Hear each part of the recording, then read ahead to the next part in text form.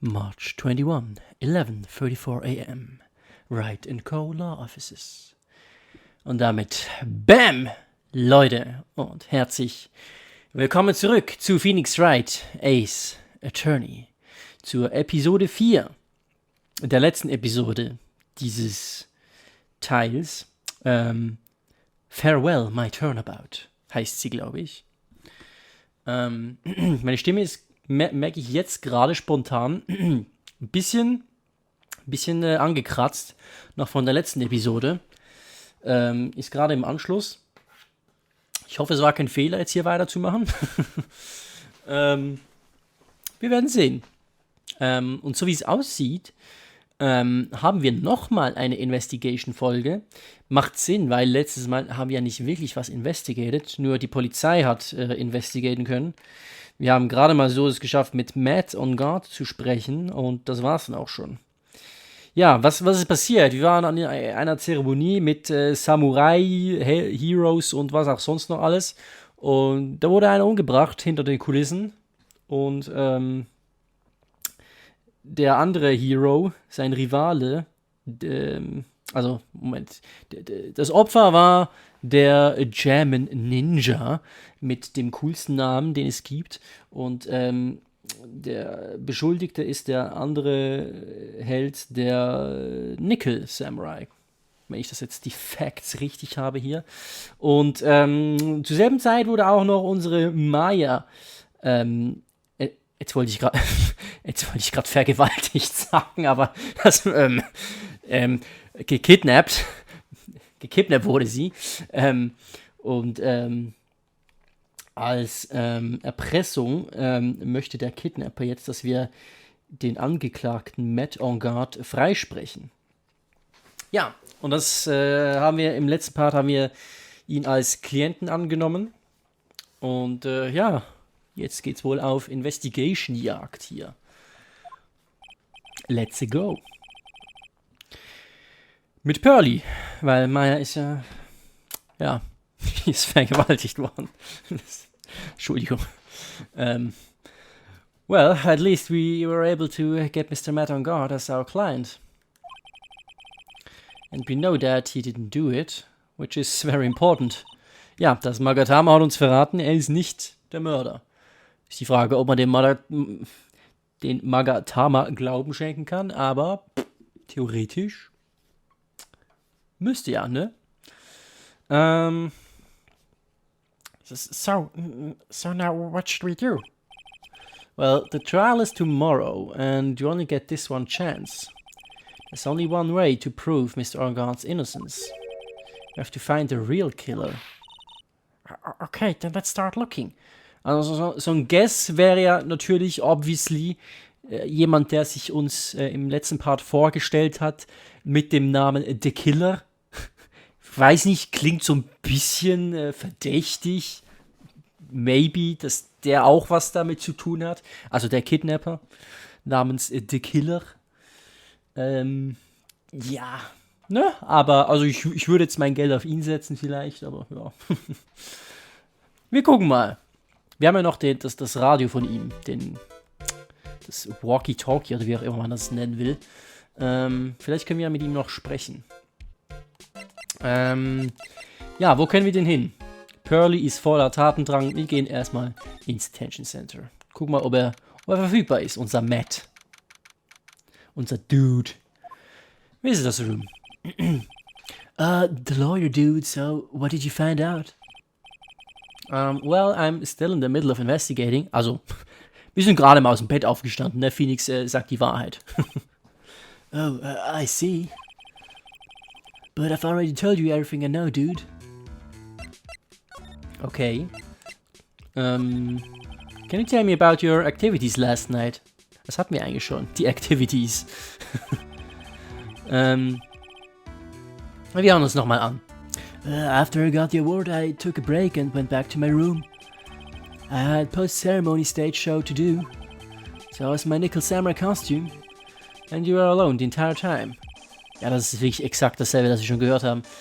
My manager was running around being busy, so yeah. Because of the press conference we were supposed to hold after the show, I told you, dude. I have no idea about any press conference, alright? That's strange. I thought the Nickel Samurai was going to confess something. Anyway, when I was leaving the room, my room, that's when I noticed it was kinda noisy. Mr. Corrida was already dead at the time. Yeah, that's what I gathered away from my manager. I began to gather that this guy can't do a thing on his own. And that's when the detective in the green coat showed up. He searched me and then, out of the blue, the dude arrested me. Ja, weil er einen Knopf in seinem Mantel gefunden hat, der dem Opfer gehörte. Genau, ich drücke jetzt das andere nicht nochmal. Haben wir eigentlich schon im letzten Part gehört. Da drehen wir also wieder um. Können wir jetzt Charlie begutachten? Na, danke schön. Also, das ist mir ein Anliegen. Der Pflanze muss es gut gehen. Oh, I'll water it. Ja, gute Pearly. So eine Assistentin brauche ich. Ah, it's okay, I already did that. Ja, Phoenix ist ja ein Ehrenmann. Ja, der kümmert sich um Charlie. The watering can. Where are you, Mr. Watering Can? Puss gets too wound up if she's not doing something to distract herself. I can't blame her. I hope Charlie can withstand Typhoon Pearls. Ach, Charlie ist ein Prachtkerl. Oder Kerlin? Was ist die weibliche Form von Kerl? Mädel?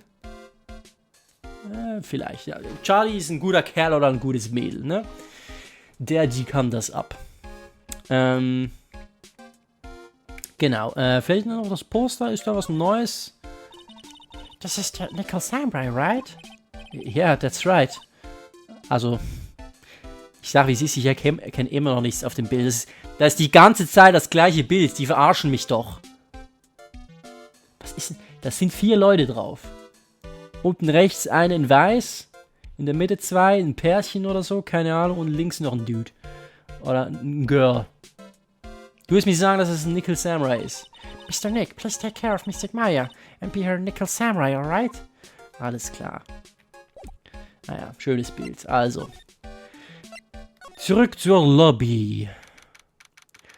March 21, Gatewater Hotel Lobby. Keine Uhrzeit diesmal.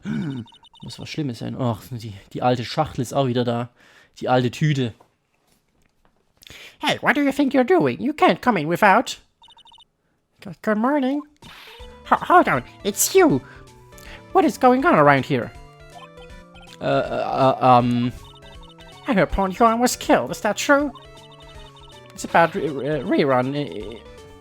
It's a bad rerun, is what it is. Another still samurai doing the most evil of deeds. You know, that's not entirely... I'll have you know that I was a huge fan of Yuan's. Natürlich. Wie immer. Why all the stars I'm interested in drop one by one like flies? It's always been that way, ever since I was... the class hamster was fine until... What? Was habt ihr mit dem Hamster gemacht? Stopp! Wie wir wissen, geht's dem Hamster gut? Scheißegal mit Yuan, aber der Hamster, der ist wichtig. Actually, I wanted to ask you about the murder and what happened. Huh, don't push me, boy. Mr. Nick, I couldn't hear everything she said because she was talking too fast. Ja, ich auch nicht, Purse. Miss Oldback, could you please speak a little slower? Don't boss me around, you spiky-haired smarty pants.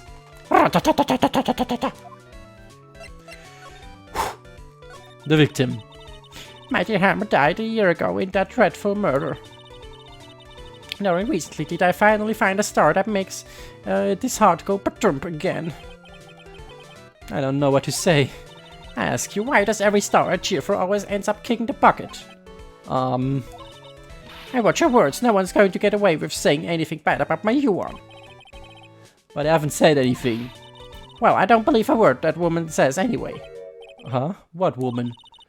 That irritating backwater girl in the afro and the horrible country accent. I mean, what is the manner of speaking supposed to be, and why does she never stop? Honestly, women these days, they don't know the meaning of the word modesty. When I was a young maiden, I was so beautiful, but despite this, I pressed flowers and... Purse, are you thirsty? A little. Okay, I'll get you some juice or something. Thank you very much. Hey, are you paying attention? Young'uns today. So, I'm guessing Miss Olberg heard everything from Lada. Okay, also wir müssen mit Lada sprechen. Great! I want to ask you about what happened around the time of the murder. I don't know anything about that. I was right here, getting ready. Getting ready for what? The show, of course. Well, and the press conference afterwards. Cue mysterious music for the magical press conference. Anyway, I don't know anything about the murder. Ah, I see. But... But if you're asking about what I saw, that's different. I saw it very clearly. What? I saw the most important moment of the night. Okay. Jetzt wird's interessant. The most important moment? You don't mean... Oh, so now you treat me with respect, you disrespectful child? When you speak to your elders, you should always be polite. Really, kids today. Please tell me, what did you see? Okay, dann halt nicht. 4! Pff, wir sehen dich nie wieder. Tschüss. The murder last night was gruesome, wasn't it? But then, what murder isn't? Please don't stray onto another tangent, please. If you want to hear more, then show your respect and bring this lady a present. Oh Gott, a present? Nö. Ja, auf Nimmerwiedersehen. Viola Hall. Wir haben ja eigentlich alles schon angeguckt, da gibt's glaube ich nichts mehr anzugucken. Wenn dann die Crime Scene, wer wir die finden. Mal gucken. Looks like the investigation is still in full swing. The hotel staff and the police are running around like a bunch of headless chickens. Chicken. I wonder if we can do anything investigating of our own in this kind of atmosphere. Well, got to roll up the sleeves and try, I guess. Oh, das sind noch mehr Chickens im Hintergrund. Always. Die Blümchen sind noch da. Na, immerhin. Hey, you're here! Been waiting for you, Mr. Lawyer. Nada. Hey, Mr. Cop fella, the thief showed his face. What? Arrest him, put him on trial, find him guilty, give him the death penalty. What's wrong, Lotta? Are you feeling alright? Looked here and there and up and down the mountain, but it ain't here. So why don't you just hurry up and give it back to me, you creep? What are you looking for? My camera! Camera! It's my lifeblood. I'm gonna die without my $70 camera. Your camera? Look, don't other people say the criminal always goes back to the scene of the crime? And looky, here you are. Ja, du auch. Yep, here I am, faced with a lot of trouble. Oh Gott, ich glaube, ich muss niesen.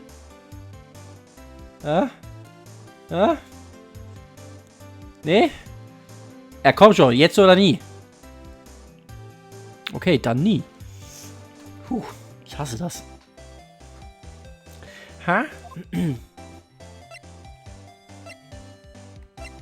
Na dann talken wir mal. Camera. Deine Kamera hast du also verloren. Ist nicht mein Problem, weißt du? Ich sag, wie es ist. So, you lost your camera. That's a bummer. Punkt. Keine weitere Diskussion. It ain't no ordinary camera. You buy it in a store and it's 1,600 brand new. Vorhin war es noch 700. But didn't you just say you bought it for 700? I had a nice long talk with the guy at the store. About 5 hours, I reckon. I made his itty bitty scratch on it, and the manager got all huffed up in the face. He gave me his talking to, and was real mean about it too. He done me cry at that. When did you lose your camera? Last night after the murder happened. Must have been when I was busy running around looking into things. That's when I lost sight of my dear darling expensive sweetie. Lotta, what did you capture with that expensive camera of yours? I don't rightly know. I snapped a shot of anything that caught my eye. So I don't remember. Besides, I couldn't get anything from my big scoop. I wonder if Lotta's missing camera is even connected to the murder. Ja, bestimmt. Very expensive item valued $1,600. It was stolen around the time of the murder. Okay, Lotta, please tell me what you know about what happened at the time of the murder. Well, from before the ceremony last night, I was hanging around here in this area. Yeah, actually I was here until around the time Mr. Ongar was arrested. What were you doing here? You sure you went to school, city boy? Where a lot of heart goes, there's a story to be found. A big scoop to be had. A big scoop? I told you before, I'm gonna be the best tablet photographer the world's ever seen. Right, of course, that means I'm always looking for the perfect shot. I wonder what scoop she was after this time. Although I was also on the lookout for the other stars that were here. So maybe I wasn't here the entire time. Uh-huh. Lotta, are you sure you weren't here the entire time?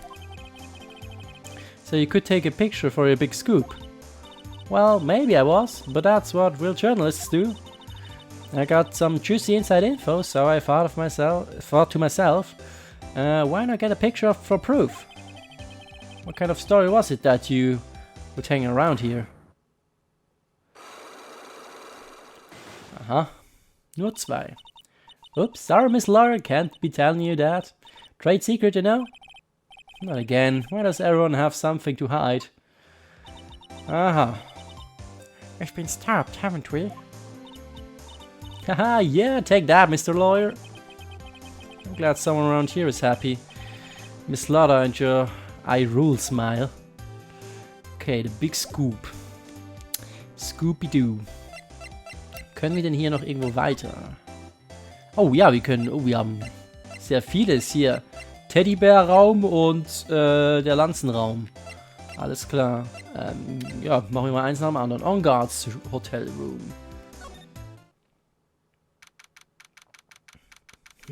March 21 Gatewater Hotel On Guards Hotel Room.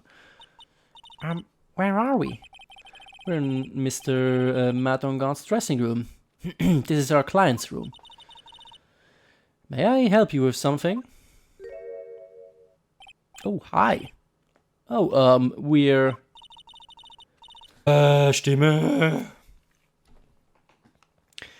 You're Mr. On Guard's lawyer, correct? I gathered as much.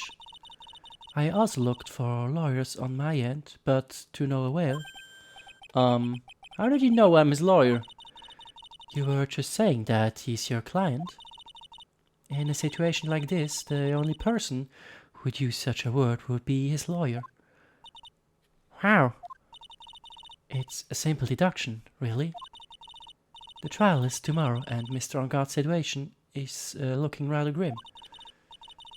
So you came here, one stop in your mad dash, to build this case, correct?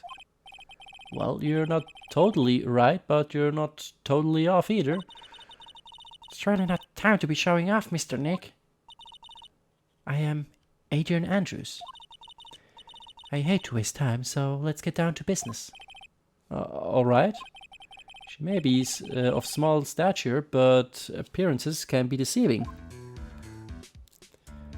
Okay. Yeah, hi. Night of the murder. I assume the first thing you need to know is what everyone was doing that night, correct? Yes, that is correct. Then I will tell you. Before the awards ceremony, I had dinner with Mr. On Guard. In this very room, I might add. Dinner? What did you eat? I told you, I hate to waste time with trifling details. If you took a look at the table yourself, you wouldn't need to ask me. I bet she's a lot of fun at parties. When the award show was starting, I headed for Viola Hall. And after the show ended, you came back to this room? No, I had some small errands to run. I helped with preparations in the lobby. Oh, preparations for the post-ceremony show, I guess. When it was time for the post-ceremony show, I came back to call for Mr. On Guard. After that, I went to visit Mr. Corrida. That's when you found his body, isn't it? You really headstrong through everything. Yeah, she does seem to be mentally tough as nails.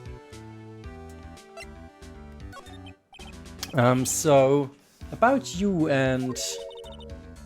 Stop right there. You aren't serious about to ask how Mr. Engard and I are related, are you? Sorry? I have no idea how he could choose you as his lawyer. Why did you have to go and say something like that? Mr. Nick, calm down and hang in there. I'll give you a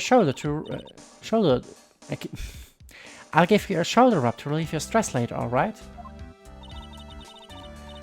I already gave you my name earlier, but I'll add that I'm Mr. Engard's manager. His manager? Okay. Speaking of managers, did the victim Mr. Corrida have one? No, he did not. He didn't? Global Studios has a very different policy from Worldwide Studios in that Worldwide Studios does not assign individual managers to their stars. I see. This industry is very ruthless and unforgiving. Actually, you look quite ruthless and unforgiving yourself to your poor partner. Dragging a little girl like her to places like this, honestly. You're wrong. I'm doing this to help Mystic Maya. Girls, calm down and hang in there. I'll buy you a juice later, alright? Juice. Da fällt mir ein, ich habe hier auch ein bisschen Juice. Lecker Orangensaft.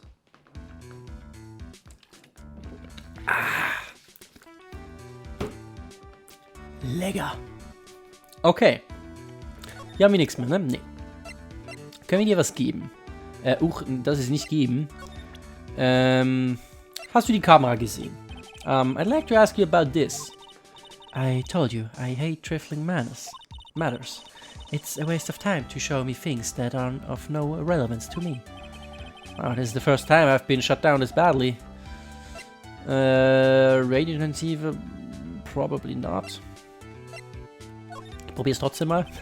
Nee, okay. Die Press Conference vielleicht. You were the one taking care of the arrangements for this press conference, right? Und warum wusste Engard nichts davon? Yes, that's right. But Mr. Engard said he didn't know about it. Is that what he said? Huh? Actually, I didn't know all the details either. It was a request from the publicity department. All I did was help out and do what I was asked to. Oh, I see. I wonder about that. I wouldn't take her to be the type of person to do something without knowing the details. Ja, habe ich auch den Eindruck. Nickel Samurai. Okay, nichts. Gut. Komm, ich zeige dir mal meinen tollen Attorneys Badge. Eiskalt. Eiskalt. Okay, Profiles. Dann erzähl uns doch was über dich vielleicht. Ne? Lust auf ein Date oder so? I hate talking about myself. Ja, ich auch. Guck mal, wir haben so viel gemeinsam. It's a trifling matter, that's why. Sorry. Ja, ich bin auch sehr ja. Auch uninteressantes Thema, ja. Also du und ich. Wirklich nicht. Ja, es sind vielleicht noch ein paar Essensreste übrig da. Wir können uns einfach setzen. Dann halt nicht. Okay. Ja, dann reden wir halt über Matt. Ist auch kein Ding. I asked to become Mr. Engard's manager. He's a pleasure to manage with his nice disposition. Mr. Engard does seem like a rather weak-willed man, always doing as he's told. He's always saying, my manager, right, Mr. Nick? Okay, was ist mit Yuan? Did he know the victim, Mr. Corrida? Yes, I knew him. The world is such a small place, after all. Did he know about his rivalry with the Nickel Samurai? Honestly, they were like children when it came to that. Time and time again, those two competed with each other over the most trivial things. If either one of them wasn't so stubborn, then maybe no one would have needed to die. I've got a hunch that this woman knows more than she's letting on. She must know why Johan Corrida was killed. Kennst du den guten Willy? That's Mr. Will Powers. He's an actor contracted with Global Studios. He's a very nice man, a man with a good heart. But that's all he is, and ever will be. Ja, aber das reicht ja, das ist ja... Ne? Mehr braucht's ja nicht. What a horrible thing to say. Oh, das ist doch... Nee, war doch nett. Society doesn't care about genuinely nice people, Mr. Wright. Huh? For a second, her face twisted in pain. I wonder if something happened to Miss Andrews. Probably. Motive for murder. Do you have any ideas? As to? As to why Mr. Corrida was murdered? Why would you ask me about such a thing? I'm just doing my job. So, do you have any ideas? Schon wieder! Mensch! Gibt's irgendeine nette Seele da draußen, die mich nicht anlügen will? Miss Andrews? Sorry, but there's nothing more I have to add to this conversation. It's a cyclock, Mr. Nick. Yes. There's getting to be more and more of these lately. Okay. Na dann. Geh mal in das Zimmer. Corridas Hotel Room. Ganz viele Teddybären. Holy shit. Teddybear Paradise. Corridas Hotel Room. Mr. Nick, where are we? We're in Mr. Johan Corrida's room pills. Mr. Corrida? The victim. Which makes this the crime scene too. Oh, it's you. So, what's happened? The kidnapper. Has he contacted you again? Not yet. He probably won't until we win Mr. Ongar's acquittal. You doing okay, pal? Hanging in there? I just want Maya to be alright. We don't have a lot of time left, but I'm going to help you as much as I can, pal. Can you do that, even if we want to look around the crime scene?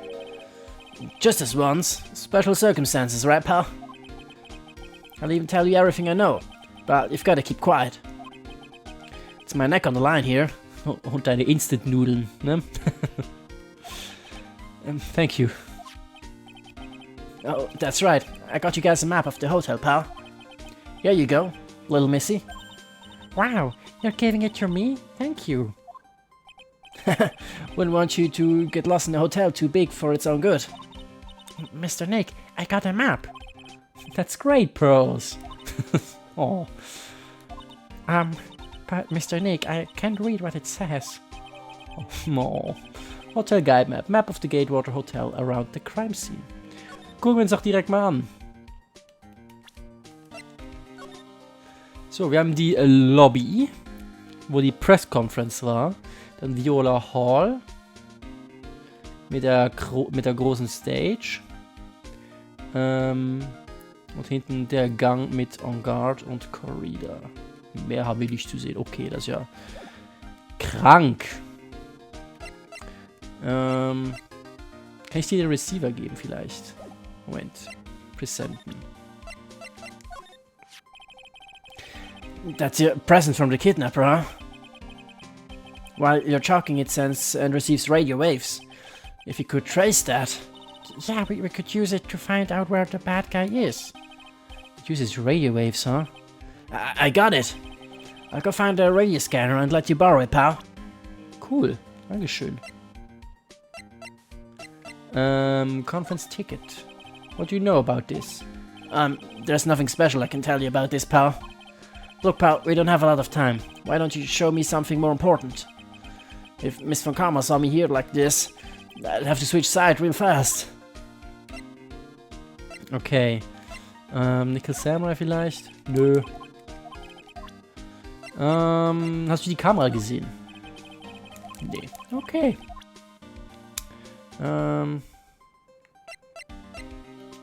Profiles.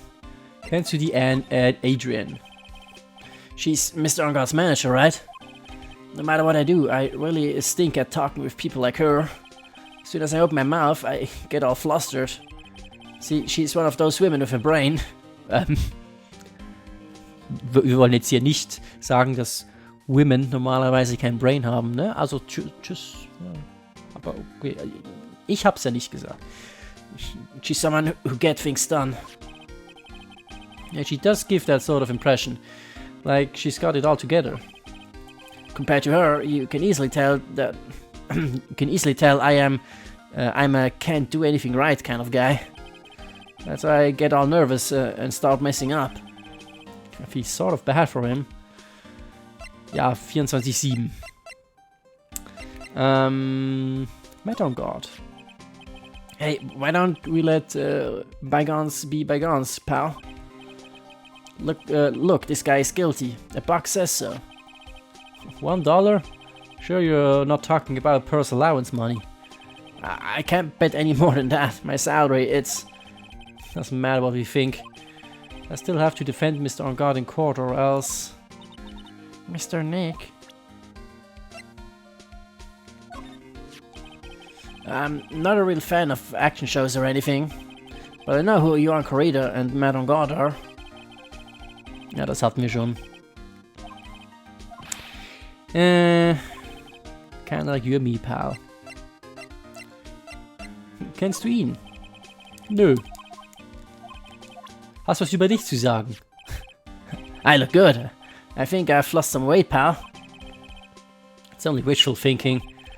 Wishful thinking. In that case, I wishfully think I've lost some weight. I wishfully think he might face the facts one day. Lately I've been on the instant noodles only diet, pal. Och, der Arme.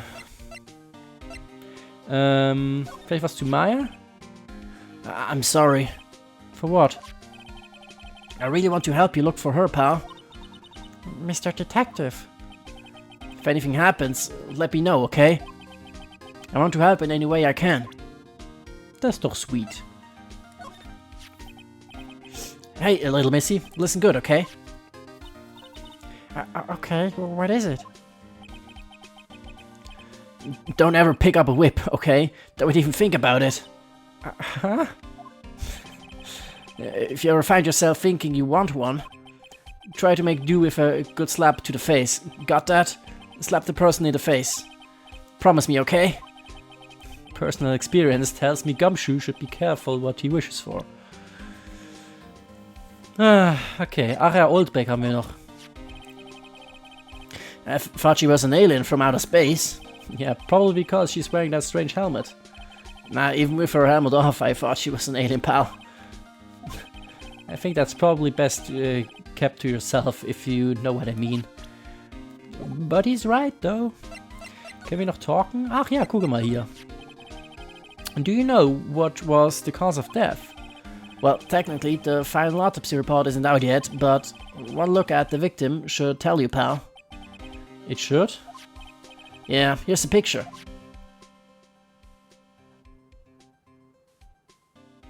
Da ist ein Messer in der Brust. There's a knife in his chest. Ja, habe ich gerade gesagt. Yeah, pal, that's the murder weapon. So he was stabbed to death.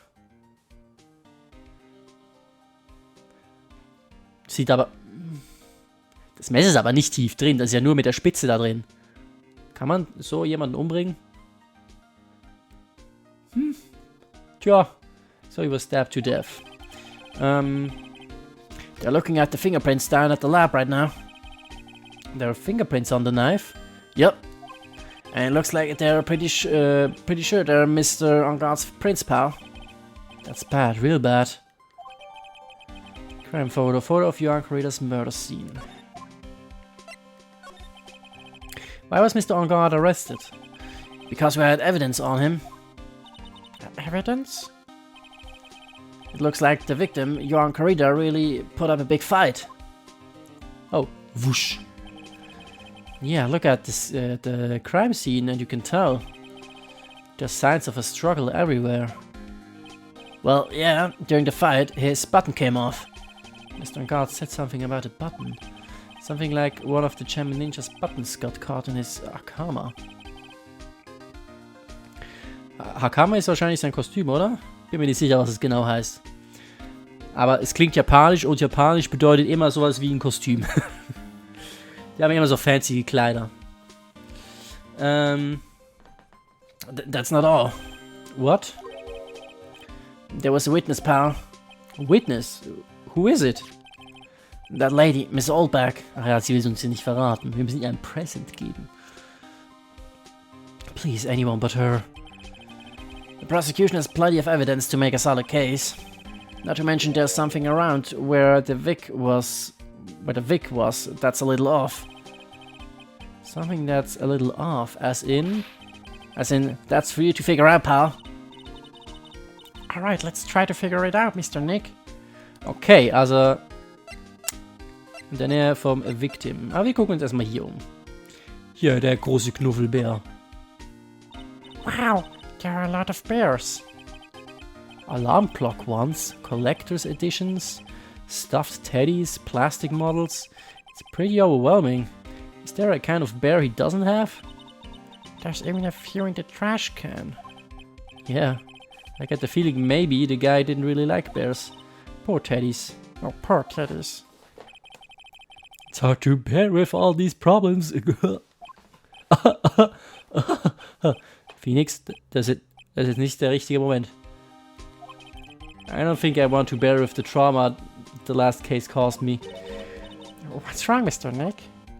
Let's not talk about that, please. There are all sorts of things in this refrigerator. The carrot juice bottle and the tomato juice bottle are both empty. Empty? It's too much of a hassle to throw them away, I guess. They're all vegetable juices. I guess he must have been a real health nut. Oh, there's Pete. Some ketchup and a bottle of strawberry jam too. Maybe red was his favorite color.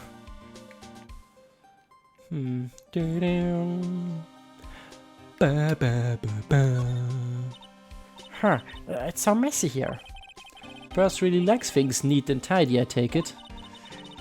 There are a lot of electronic things in here that I've never seen before. Hey, Mr. Nick, tell me what they are, pretty please? Okay. Hello, there is a watch. You wear it on your wrist. I know what a watch is. Oops. For a second there, I forgot I was talking with Pearls, not Maya. Das war's? Okay. Was haben wir hier drin? Ich erkenn's nicht. It's a suitcase. There are so many things in that, I bet it barely closes. There's his clothes, a dryer, an electric shaver, a calculator. Do all stars pack too much stuff like Mr. Corrida? I don't know. Genau was? Aus dem Fenster gucken? Nö. Hier dieser tolle Bär auch nicht. Slide. Wusch. Noch mehr Teddybären. Okay. So, that's a bed, right? Hast du noch nie ein Bett gesehen? Achso, die schlafen ja wahrscheinlich so wie die hier so auf diesen komischen Matten oder irgendwie so, keine Ahnung wie die heißen. Wie heißen die? Ach, ich weiß nicht. Da bin ich schon Anime-Gucker und mir fällt das Wort nicht ein. Yep, it's big, but it's a bed. Ah, Mr. Nick, it's so soft. Big beds must be a rarity for her. Okay, hier ist nix. Hier auch nix. Radio auch nicht. Das Telefon auch nicht. Gibt es hier irgendwas, was wichtig ist? Okay, hier im Hintergrund scheinbar nichts mehr. Alles klar, dann der Tisch. Looks like Mr. Corrida had dinner last night. Sieht auch wie dasselbe aus wie bei den anderen zwei. Habe ich bei den anderen eigentlich den Raum angeguckt? Nee, oder? Ich glaube nicht. Bei Adrian. This bottle, it's tomato juice. We had a lot of food at the award show last night, but I wonder if the stars had gone on stage after only eating a meager meal like this. Tomatensaft. Bah. Wer kann Tomatensaft einfach so schlürfen? Das ist doch eklig. Bah. Ich meine, Soße, ja, aber Tomatensaft? Hier, auch Tomatensaft? It's a beautiful wine glass and there's tomato juice in it. Yeah, tomato juice. I don't really like it much. Yeah, same pearls. There's a bottle of it on the table over there. That's probably where this came from. But doesn't it seem weird? What seems weird? I mean, everything else is scattered all over the floor. Yeah. She's right. The flower vase was broken and the makeup is strewn everywhere. Ach so, ja, das war wahrscheinlich auf dem Tisch, ne? Und wieso ist dann das Glas noch so schön heile, ne? Ja. Why is this glass the only thing that's still alright? Found next to the victim. Wahrscheinlich ist das, was Gumshoe gemeint hat, ne? It's filled with tomato juice. No sign it's been drank. Auch keine Prints da dran. Das heißt, also entweder das Glas hatte Glück oder da ist nachher noch jemand und hat sich einfach ein Glas eingeschüttet und es dann nicht getrunken. Okay. Oder, keine Ahnung, irgendwie mit Blut vermischt. Weiß doch auch nicht, Mann. Ah, guck mal, apropos Blut. Hier ist doch was dran. This is a guitar case, I guess. A little beat up, but still usable. That's strange, the guitar is not here. Maybe you forgot to bring it to the show. But Mystic Maya, she said the bright red guitar was the Champion Ninja's signature item. That's true. Huh? This guitar case is wet, but it's only wet on the top of the lid. Yeah, there's no water inside the case. This is water, isn't it? Ach, es ist Wasser. Es sieht mir aus wie Blut, um ehrlich zu sein. Found next to the victim. Empty, but there is some water. But only on top of the lid. Okay. And die Scherben? Bottles of cosmetics are scattered all over the floor. This is probably where Mr. Corrida fought his assailant. What are these bits of glass from? Flower vase, maybe? And there are flowers on the floor, but I don't know what they are. You don't know much about flowers, do you, Mr. Nick? Es sieht mir aus wie eine Rose, ne? Ja, war's das? Spiegel kann ich auch nicht angucken. Auch nicht. War's das wirklich schon? Okay, gehen wir zurück zu Gumshoe, maybe? Können wir was talken? Wir können dir wahrscheinlich das hier zeigen, ne? Das Weinglas. Was haben wir hier noch? Crime Photo, genau. Und das Case. Okay. So, about this wine glass. So you noticed it, pal? The whole crime scene was a mess, but this glass was the only thing that was untouched. You noticed that too, Detective Gumshoe? No, actually Miss Von Karma noticed it first. Yeah, Percy noticed it before me too. Hey, wait a minute. So does that mean Miss Von Karma's here at the hotel? Yeah, she's around. Man, you're going to be in so much trouble, pal. Especially if she catches you in here. Well, you can bet the instant I see her I'll be running the 1000 meter dash. Uh-oh, es ist Gumshoes Sicherheitsbeeper. Gotta run. What's that beeping noise, Mr. Nick? I heard this sound somewhere before. It's Miss Von Karma. Huh? For some reason, whenever I hear that sound, she pops out of nowhere and whips me. Come to think of it, that's exactly what happened the last time. Sorry, I've gotta make myself scarce later, pal. Ow! Fatality. At last you reveal your true nature, Mr. Phoenix Wright. Will it be too much to ask for you to be nice to me for a change?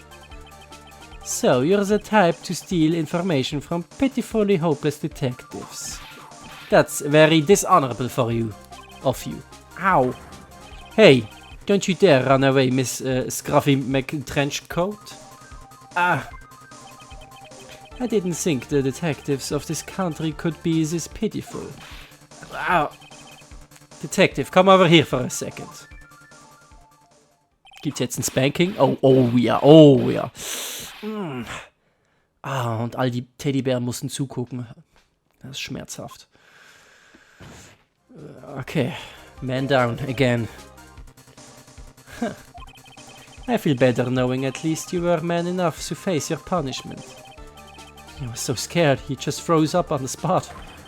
Mr. Phoenix Wright, you have soiled my perfect prosecution record. I'll never forget that. This time, victory is mine. Victory is yours. Is that all this means to you? But what? Come, Scruffy. The investigation briefing is about to begin. Yes, sir. This isn't over yet.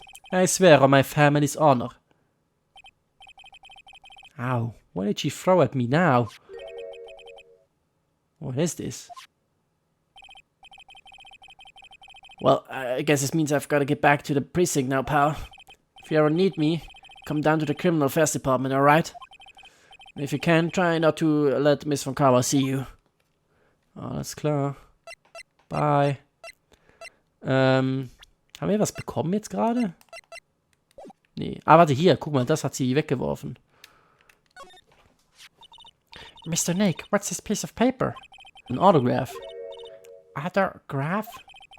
Paper's got Mr. Corrida's name written on it, so it's his autograph. I can't read it at all. To be honest, I've never seen writing that looks like this. it's a special way of writing called cursive. Look here, see how it says, "To my dearest Wendy," in more normal letters here. The sloppy, unreadable writing. It's crazy and cruel to give this to someone. Hold on. Wendy, I've heard that name before. Hat er ihr ein Autogramm gegeben? Oder es ist zufällig irgendeine andere Wendy und wir haben jetzt Glück, weil das können wir der Oldback einfach so schön in den Rachen drücken. Und dann freuen sie sich bestimmt. Ist bestimmt irgendeine andere Wendy, das Autogramm. Aber I don't care. Wollen wir das jetzt gleich machen? Oder, nee, warte, ich gucke mir erst nochmal kurz Angars Room an. Das haben wir vergessen. So, das hier wollte ich nämlich gucken. Es gibt hier tatsächlich 2 Teller. Ja, seit dem anderen Global Studios Fall sind Teller wichtig. Aber ich sehe gerade, hier fehlt ein Messer. Und wir wissen, wo wir ein Messer gefunden haben. Ja. Okay, na dann. Looks like dishes left over from dinner. A dinner for 2 at that. I'm sure they're Mr. Angard and Mrs. Andrews' plates. Looks like they had T-bone steaks. What's with Global Studios and T-bone steaks? Yeah. It's probably Mr. Angard's suitcase. For someone who was only going to be here for the awards show, this is a lot of stuff. Looks like he has about 3 days worth of clothes in here. Stars really are different from us, aren't they? Naja. There's some samurai-looking clothes on the sofa here. I think that jacket-looking thing is called a happy. Whatever it is, I'm sure something like that would make a great souvenir. I'll be absolutely thrilled. Na, dann nimm's doch. Hat dich ja sonst nie jemand aufgehalten, hier alles zu grabben. Von der Crime Scene alles mitzunehmen. In deine Hosentasche. Eine ganze Kiste. Ein Löwe hast du auch noch in deine Hosentasche gepackt. Naja. That's the bedroom over there. That's a bed? Wow, they have really big beds here. Ja. Schön, ne? Katana kann ich nicht angucken. Okay, das war's, ne? Gibt's nicht viel zu sehen. Hier die Socke, sehr wichtig. Okay, nee. Hi. Immer noch kein Date? Nein? Gut. Ja, dann blätter mal weiter rum. Dann gehen wir jetzt mal zu Dingens, würde ich sagen. Haben wir hier noch was zu talken? Nee, der Big Scoop wissen wir auch noch nicht. Viola Hall. Oh, hier passiert was. Gatewater Hotel, Viola Hall. Oh, Mr. Wright, how are you? Ah, Mr. Powers. Have you been here the entire time? Yeah, people connected to the murder aren't allowed to go home alone. To go home, let alone leave. Yeah, what's going on? Can you tell me a little more about the Nickel Samurai TV show? Okay.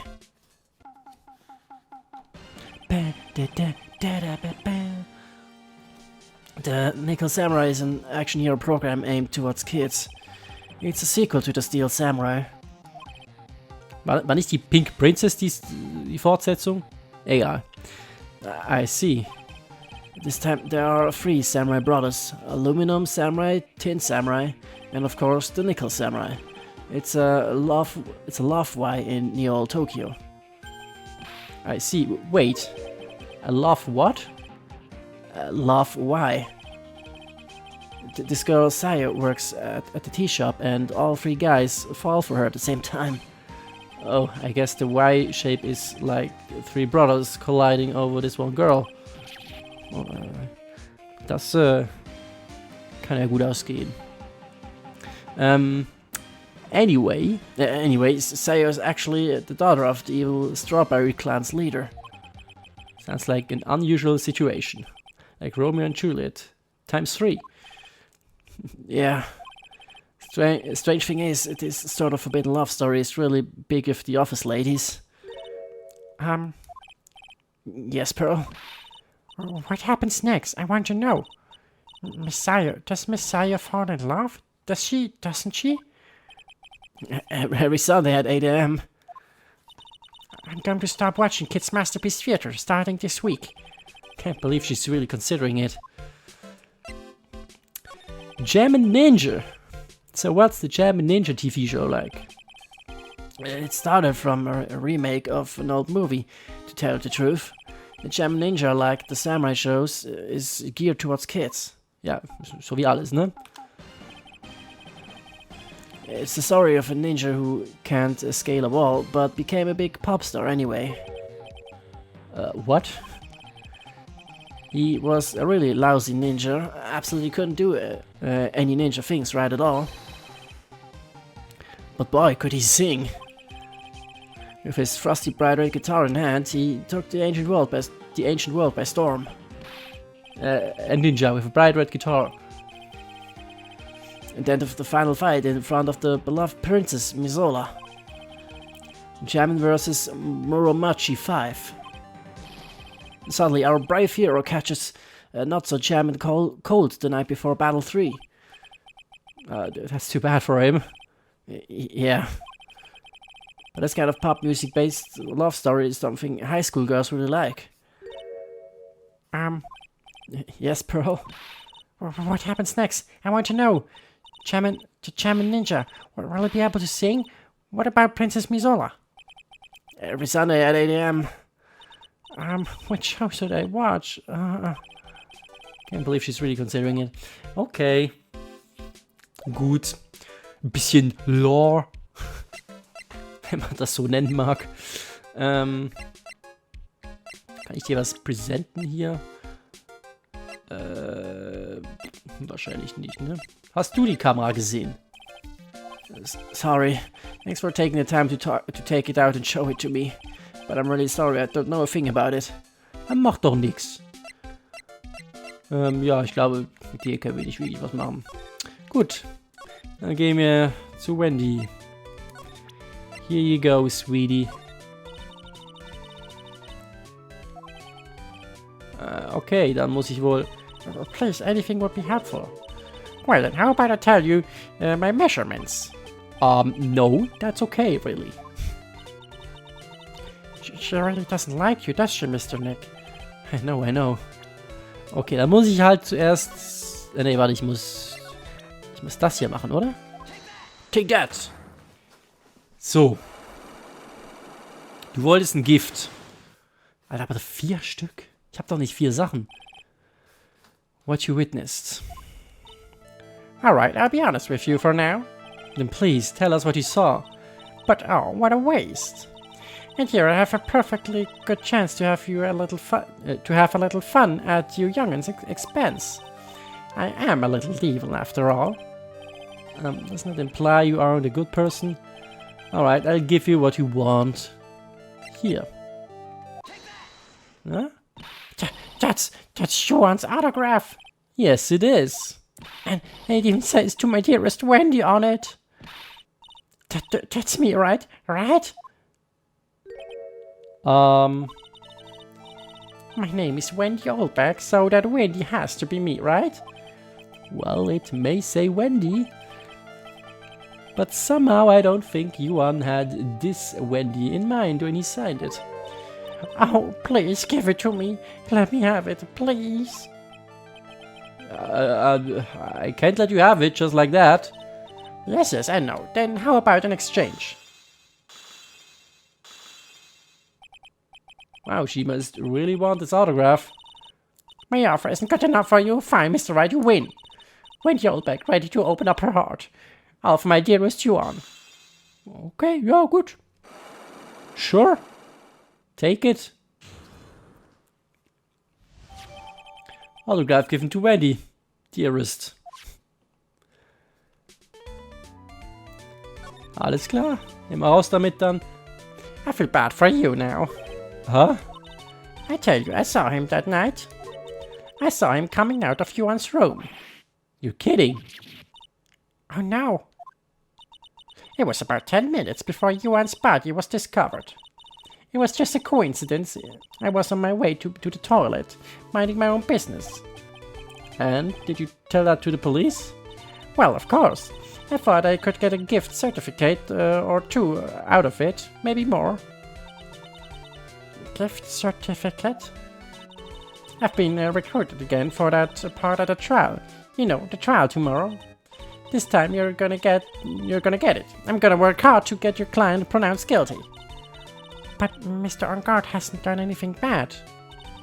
I don't care about the details like that. I know he did my dear poor Yuan in. I just do. That yellow-bellied chicken. Yellow-bellied chicken? I wonder what that would look like. I trust my senses. I know when someone did something bad, and I say he did it. What did Mr. Engard ever do to her to deserve this? Engard's past. What did Mr. Engard do to you to make you so... You don't know. The guy, he framed my Yuan. He created that scandal that plagued poor Yuan. Mr. Nick. What is it? What's a scandal? Oh, I'll tell you about that after we get home, okay? Poor Yuan led astray by the wiles of that vile temptress. Mr. Nick, what do wiles and vile temptress mean? How about we just listen to what Miss Oldback has to say for now, okay, Pearls? So, Miss Oldback, can you please not do that face? And who is this woman you're talking about? Adrian Andrew, of course. Who else? The guy, he shoved the girl onto Yuan on purpose. His own manager? But why? I thought lawyers were smart. It was to create a scandal to make Yuan lose face. That girl drove Yuan into a scandal that dragged his reputation through the mud. That's like a pretty standard definition of a scandal to me. Why do you know about that anyways, Miss Oldback? I'm one of Yuan's biggest fans. I'm always out there gathering information. There's nothing I don't know. And do you have proof that Mr. Engard did what you say he did? Next week's issues of a certain magazine says so. Oh, of course, a tabloid. Next week, doesn't that mean it's something people don't know about yet? Why would Miss Oldback have information like that? And where did she get it?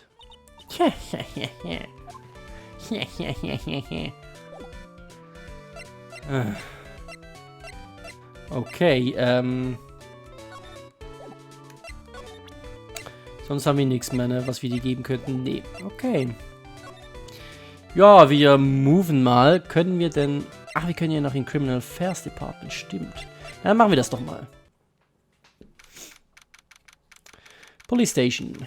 Criminal Affairs Department. It doesn't look like Mr. Scruffy Detective is here. Great. Now even Pearls is calling him Scruffy. Thanks, Franziska. They said something about an investigation briefing earlier, right?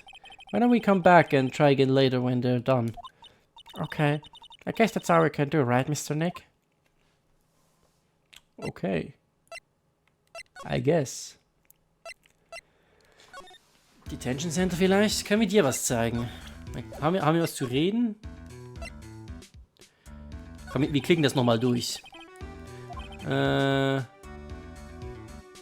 Das hatten wir auch schon, ne? Genau.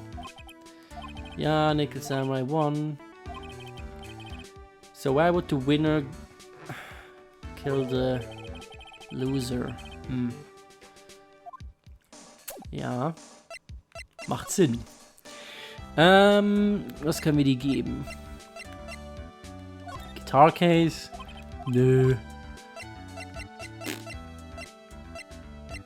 Ja, die können mir doch eh nichts geben.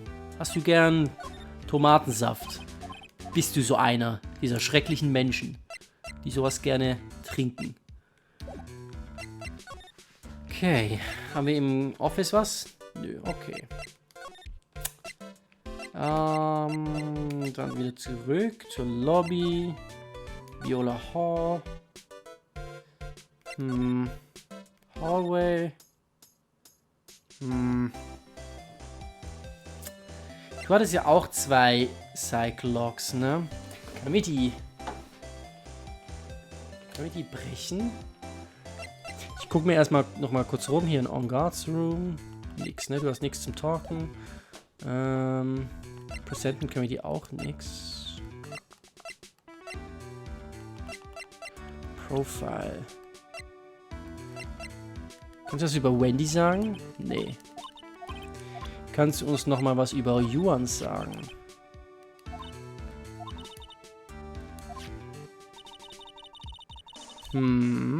Honestly, das haben wir schon gehört.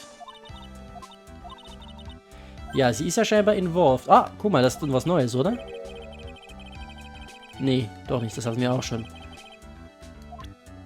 Ja, sie hatte irgendwas mit Yuan am Start, haben wir jetzt erfahren.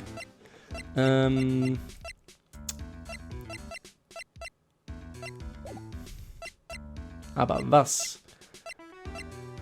Vielleicht war das auch der Grund für vielleicht ist das Lotta's Big Scoop. Das Ding zwischen Adrian und Yuan. Maybe. Komm, ich probier's mal mit.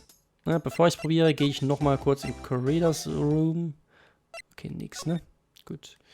Dann, ich probier's mal. Können wir talken? Nee, ne? Okay. Mal gucken, was sie überhaupt will. Wir haben sie noch gar nicht angeguckt. Aber es sind nur 2. Das könnten wir vielleicht sogar schon hinkriegen. The Big Scoop.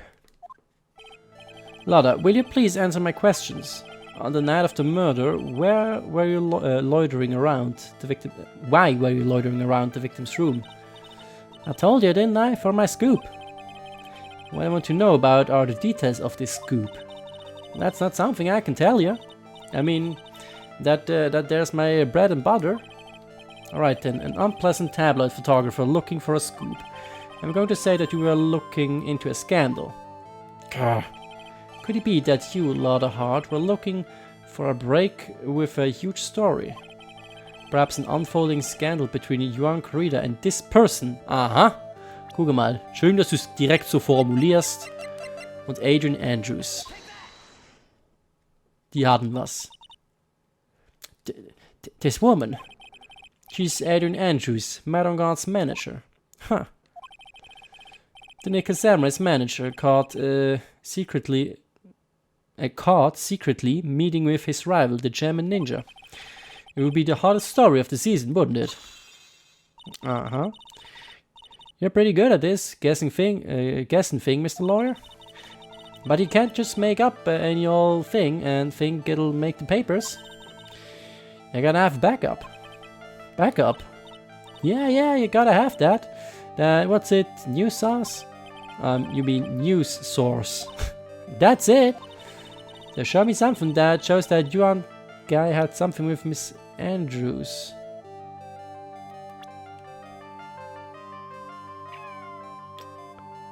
Da haben wir nix, ne? Darf ich das nochmal kurz angucken? Vielleicht können wir das noch Adrian zeigen. Ne, da haben wir nix. Wir haben keine Evidence.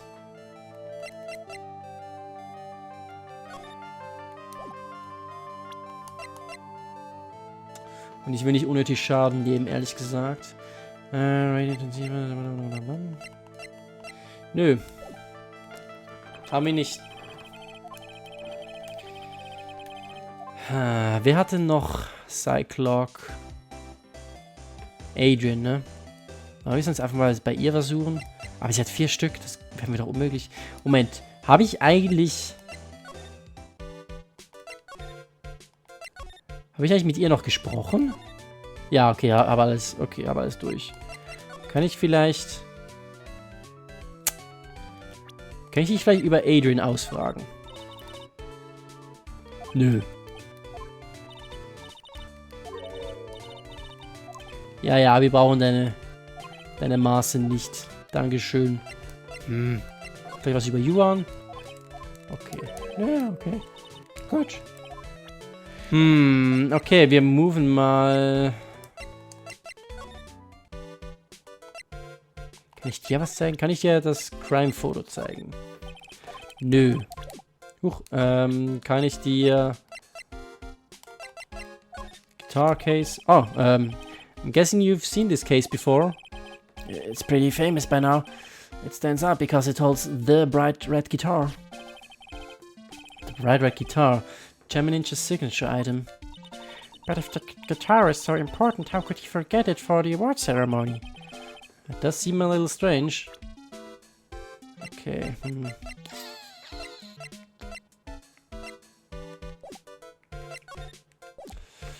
Okay. Wait, kann ich mit dir vielleicht noch reden? Über die Personen? Hier zum Beispiel sie hier. Guck mal. Hey, that's Miss Andrews. She's Matt's manager. Actually, I was interested in her for a little bit. Just a little. Huh. So Mr. Powers likes this type of woman. What do you know about Miss Andrews?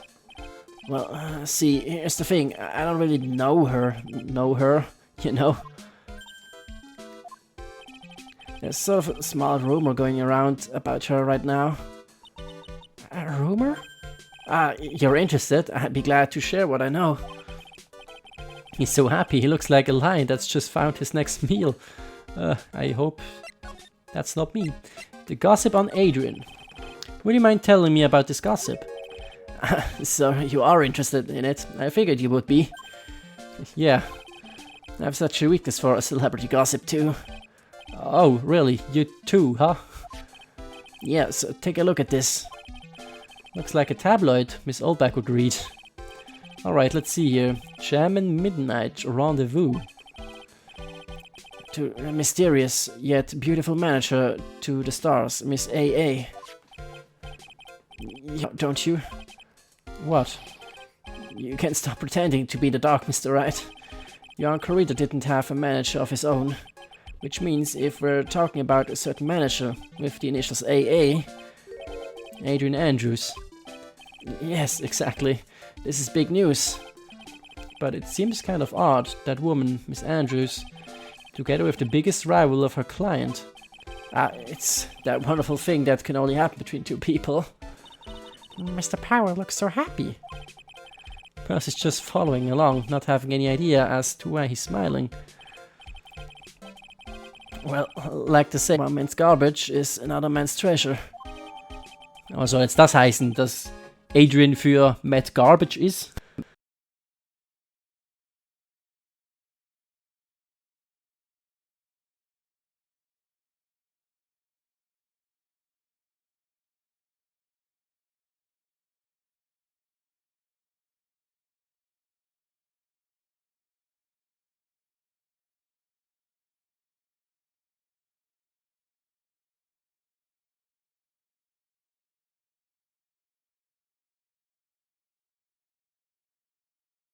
A superstar in ultra-hot, mega-secret love scandal. Reliable sources say that Yuan Kurita has been getting in close with the mysterious yet beautiful manager to the stars, Miss AA. Okay. Na dann haben wir doch hier unseren Übeltäter gefunden, den wir brauchen. So, dann skippe ich hier mal kurz ein bisschen durch hier. Kennen wir ja schon alles hier. Zack, zack, zack, zack, zack. So, and this person. Yes. Clear. Backup. Show me something that shows that Johan had something with Miss Andrews. Gladly. So I'll take that. This is the article from a certain weekly tabloid. German Midnight Rendezvous. To the mysterious yet beautiful manager to the stars, Miss AA. Ah! Mr. Kurita didn't have a manager of his own. What's more, his rival, Mr. On Guard's manager, Adrian Andrews. She has the initials AA. You saw this article and then thought to take some picture of them as proof. That's why you were lurking around Mr. Kurita's door last night. Wow!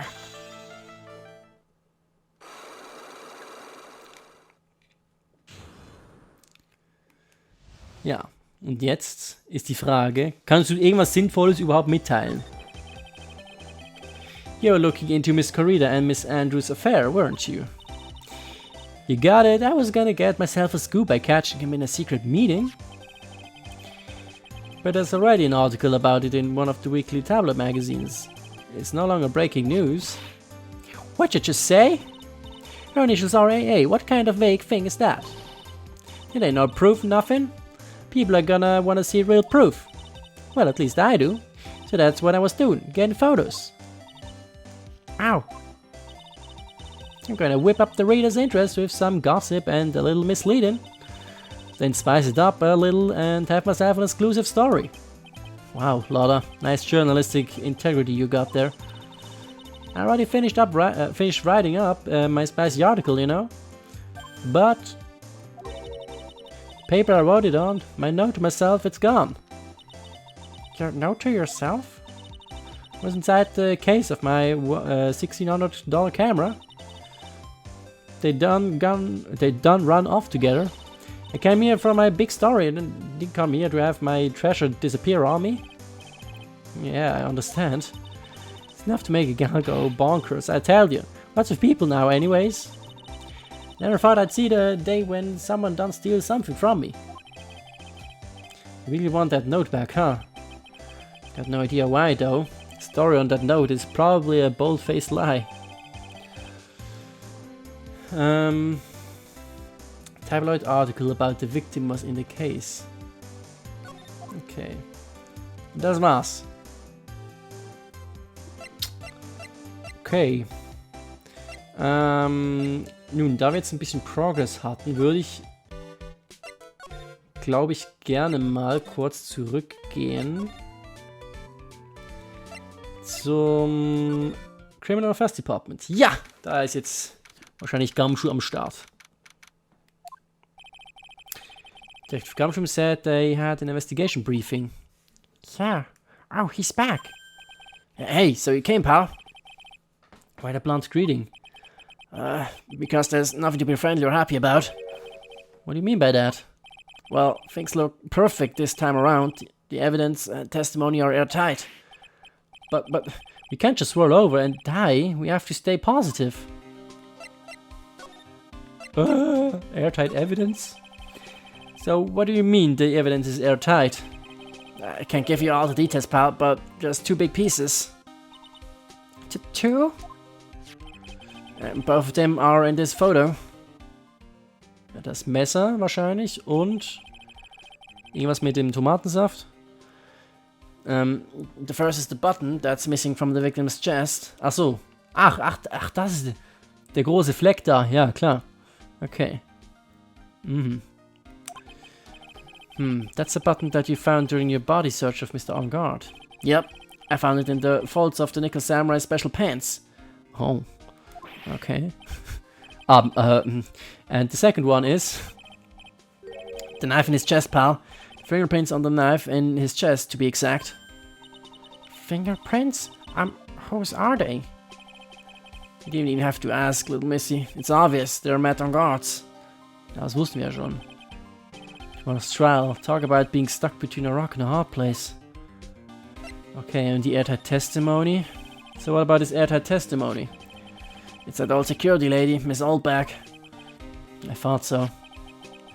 What do you mean, you thought so? Did she tell you something, pal?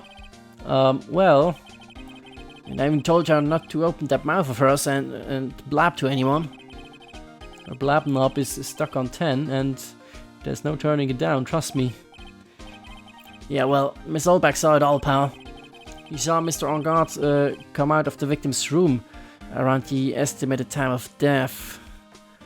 Das ist natürlich blöd. No way. Kann ich dir was zeigen? Was ist mit dem Tomatensaft? The stuff in that glass is tomato juice, pal. Tomato juice? Yeah, the victim really loved that stuff. Favorite drink in the world. Was his favorite drink? First time I've heard that. Was mit der Guitar Case? Da war ja Wasser dran. What can you tell me about this guitar case? Oh, that. It's just what I heard, pal, but that's the Shaman Ninja's signature item. But the guitar wasn't in his hotel room. Yeah, we looked for it too. It's not normal for a person to forget to bring their most famous item to an awards show. Starting to sound like that red guitar is related to this case after all. Ja. Kannst du mir sonst noch irgendwas sagen? You look at this photo and you can't help it. Makes you want to say, I can't believe this is the scene of a murder. Stab with a knife after a struggle. A clue is sleeping in this photo somewhere, I know it. A clue is sleeping. Okay, das ist jetzt ein Hinweis. Das würde ich nicht sagen, wenn es wirklich nichts gäbe. Also, wir haben den Tomatensaft, ne? Ist das irgendein Clue? Wir haben die Guitar Case. Die zerbrochene Vase. Oh, warte mal. Moment. Habe ich gerade einen Big Brain Moment? Warte mal. Court Record. Found next to the victim. Empty. There is some water, but only on top of the lid. Guck mal. Das Water ist safe von der Vase. Man sieht ja auch, der Boden ist nass. Das heißt, das Guitar Case war zu, als die Vase fiel. Also während dem Fight. Okay. Okay, Big Brain Moment. Das heißt, nachher hat jemand die Gitarre entfernt. Also die hat jemand gestohlen nach dem Mord. Was mir diese Info jetzt bringt allerdings, überlasse ich mal Phoenix. Aber ja, und jemand hat sich Tomatensaft gegönnt. Aber dann irgendwie doch nicht. Keine Ahnung, hatte dann plötzlich gemerkt, oh scheiße, ich mag ja gar keinen Tomatensaft und hat es liegen lassen. Ja, da checke ich noch nicht so ganz. Aber das mit dem Case, das ist schlüssig. Das heißt, jemand hat die Gitarre nachher gestohlen. Die war wahrscheinlich da. Okay. Wie gesagt, weiß nicht, was mir das bringt, aber hey, immerhin. Okay, talken können wir nichts mehr, ne? Nope. Ja, Moment, haben wir irgendeine Profile? Nee, ne? Sollen wir dich noch über Andrew ausfragen? Ja, komm. We're pretty interested in this bit of gossip ourselves. Scandal with Miss Corrida? But why?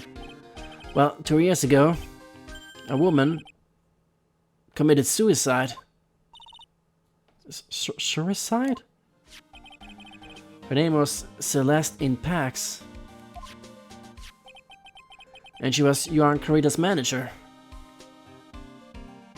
The victim's manager? But that's not all, pal.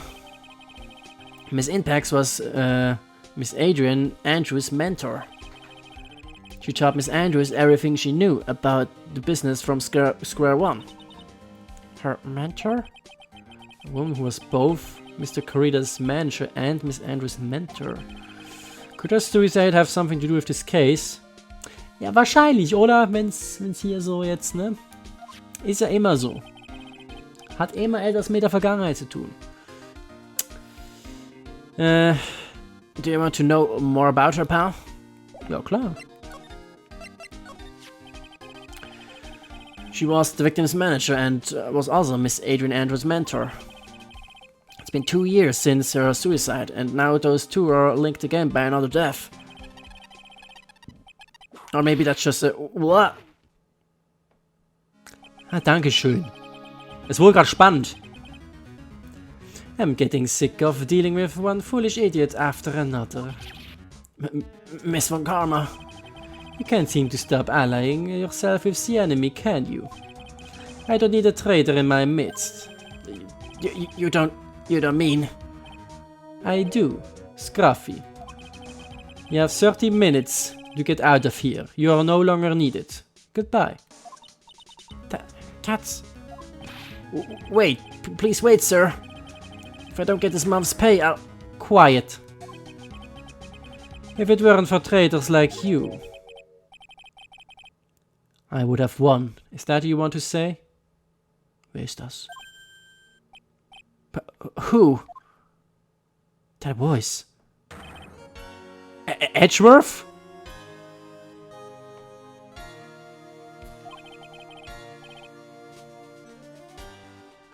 Geile Mucke.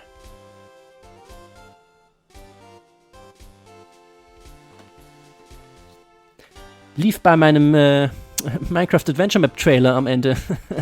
Great Revival of Mr. Edgeworth. Ja, okay. It's been a long time, right? This person, this is Mr. Edgeworth? What am I going to do with you? Still blaming others when things go wrong. You haven't changed a bit, Franziska. You... How dare you show your face to me without a shred of shame upon it?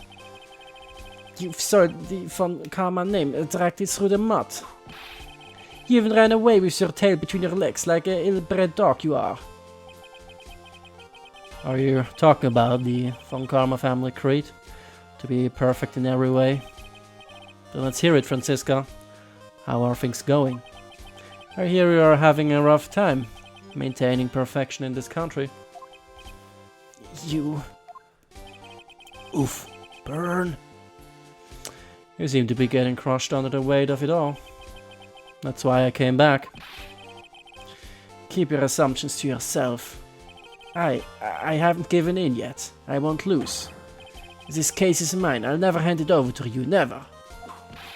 Mr. Phoenix Wright, I will see you tomorrow in court. I will be in a clinical lesson on...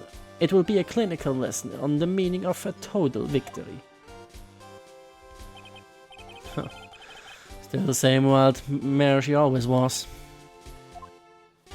Ja, hi! Dude. Wie wär's mit dem Händeschütteln oder so? Ach nee, Corona, sorry. Wie wär's mit der Option, hey, how are you doing? No? Okay. Let's talk business then. I thought you, the prosecutor, Miss Edgeworth, had gone and died. Mr. Nick. I never wanted to see you again. I think that's enough of a warm welcome for someone you haven't seen in a year. Ja, meine Rede. Are you going to run tomorrow's trial? You heard her, right?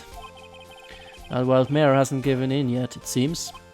So, no, I don't think I'll be making an appearance.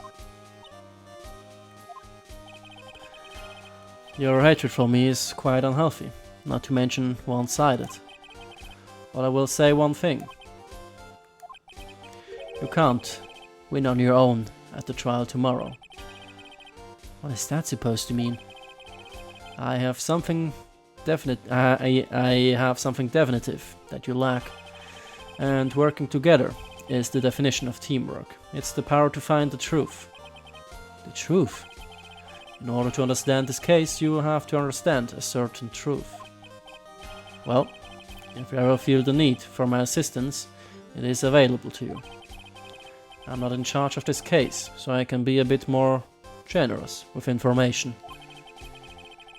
Just what is going on inside his head?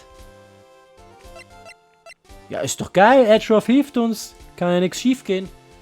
Proof of von Karma blood. A lot of things may have happened. However, Manfred von Karma was still my mentor. And the perfect win record is proof of a von Karma. 1 year ago, you could not establish guilt in a few cases. Are those losses the reason you suddenly disappeared from the prosecutor's office? Did you leave because you had lost your perfect win record? To think your motivation for prosecuting trials was so selfish. It had been better for everyone if you never came back from the dead, Edgeworth. I see. Then let me ask you something. Why do you stand in the courtroom? What is your reason? Why stand in court? Well, with Franziska, she almost always says, I will defeat you this time the instant she sees me. But the courtroom is not a personal battlefield for prosecutors and lawyers. I stand in a courtroom to defend my client, to save their lives. To save your client, you say? Those who think only of their own ego-driven goals, those kind of prosecutors are reprehensible to me. Even if you're a prodigy, or someone like you, Edgeworth. Looks like there is still a lot you have to learn yet. A lot I have yet to learn? Me? Huh. Well, that's enough for now. Time when you will see is coming soon. Okay. Wegen dieser Assistance, ne? Könntest du mir vielleicht ein paar Sachen erzählen? I don't know, maybe... Vielleicht starten wir mal mit Matt. Ja, gucken wir mal. Funktioniert sogar. While I was abroad, these deplorable types of actors became popular, I take it. Well, refreshing like a spring breeze is his motto. Refreshing? And what is so refreshing about a spring breeze? Sounds like the pollen is not treating him well this year. Okay. There is an interesting rumor about this man. You mean the one about Miss Andrews getting close to him? That's pretty common tabloid fare, isn't it? I don't take things at face value when there's more to be found.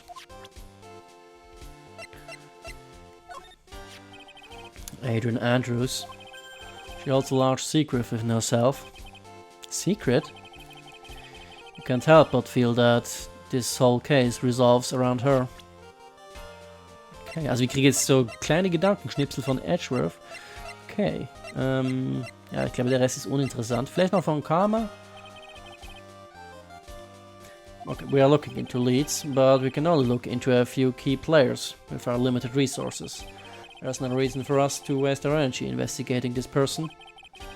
Why don't you just tell it to me straight and say I don't have any info? Maybe? Sollten wir ihn von dem Kidnapping erzählen? Das ist ja auch noch ein Ding, hätte ich fast schon wieder vergessen. Mari ist ja immer noch weg. Ja, komm.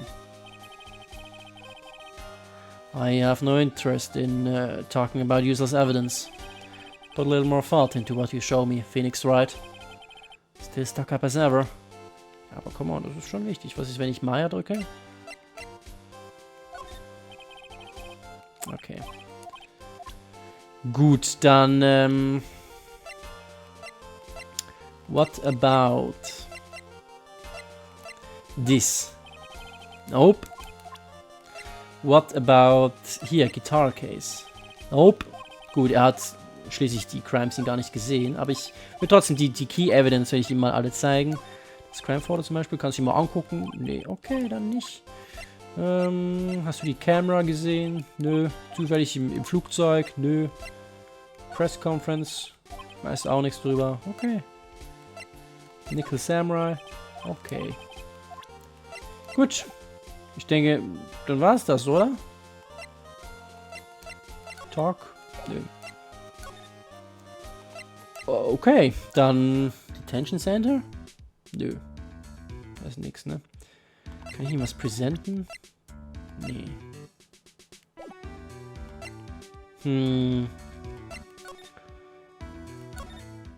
Ist auch nichts, ne? Nee. Ich habe das Gefühl, wir müssen irgendwas noch mit Edgeworth machen, aber ich sehe es nicht. Weil wir haben noch keine neue Evidence bekommen, ne? Das brauchten wir halt für Lodder, aber Lodder haben wir bereits abgeschlossen.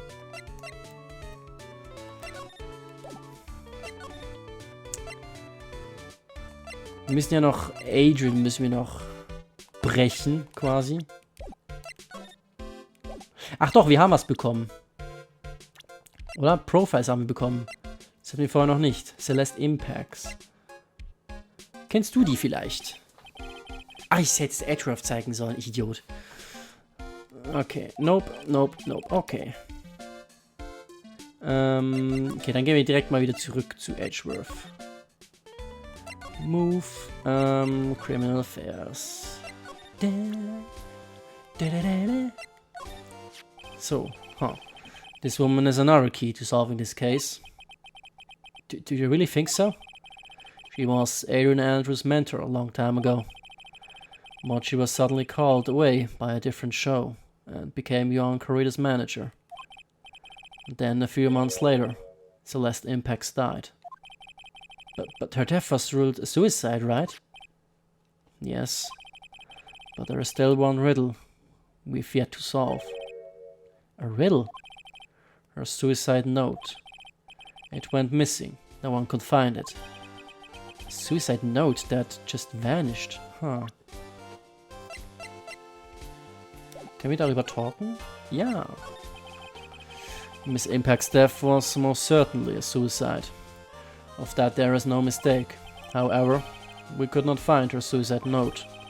That's when the police began to suspect that someone had hidden it. Warum weiß man überhaupt, dass es eine Note gab? Suicide note?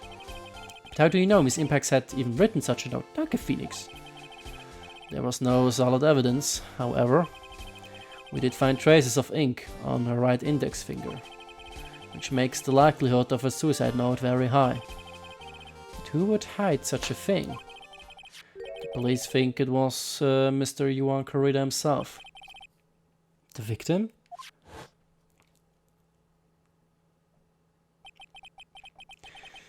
He was the one who found her body, which makes him the only person who had a chance to hide her suicide note.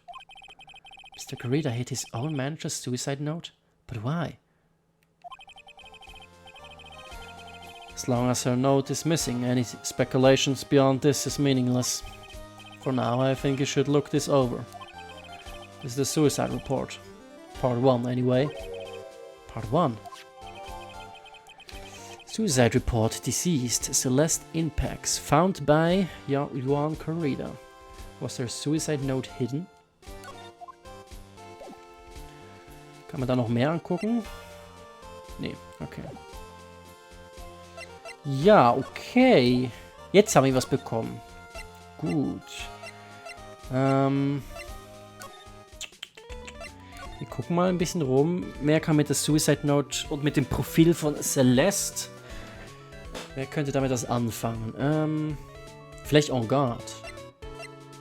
Vielleicht weiß der das darüber. Dann gehen wir mal Criminal Affairs wieder zurück. Detention Center. Hi, do you know this woman? Not this, this.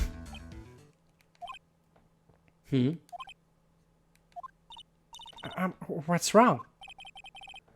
How much do you know? What do you mean, how much?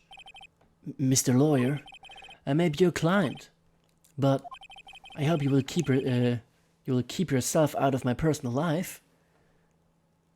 Huh? I don't know, I would never.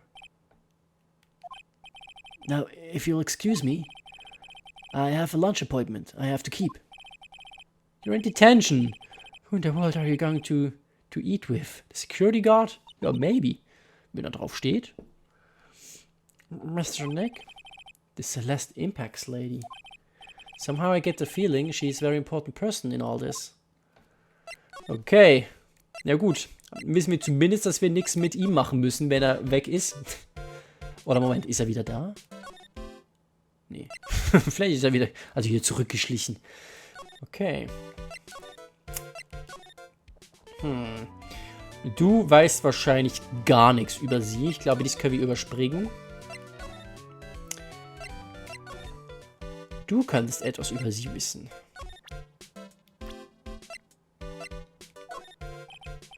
I'm already... ja, gutes Standardtext. Was ist mit der Evidence? Kennst du auch nicht. Okay, ja, ist ja kein Problem. Nur nicht weinen, Big Boy. Alles cool. Hallway. Lotta, du bist doch Scoop Lady herself. Do you know Celeste Impacts? Do you know anything? I've told you how many times now. I'm a journalist. I've got so much info running laps in my head, I forget things here and there. Please, don't get so worked up over this. Ha, I don't care if you beg me. Be extra tough on kids. That's this guy's motto on learning youngsters. Okay. Was ist mit dem? Auch nicht. Okay, ja, ist gut. Ist gut. Okay, dann moven wir zu... Erstmal zu Corridas Room. Hat sich da was getan? Nö, okay. Dann moven wir zu Engards Room. Das kenne ich. Ist sie weg? Looks like Miss Andrews isn't here. That's not good. I still have a few questions I want to ask her. She has that sign clock on her heart, right? Well, we don't have much of a choice, I guess. We'll have to come back later. Ja, wie later? Wir sind am Ende. Es gibt nichts mehr. Also, wo soll ich denn jetzt noch hin? Jetzt könnte ich halt nochmal überall umher watscheln. Habe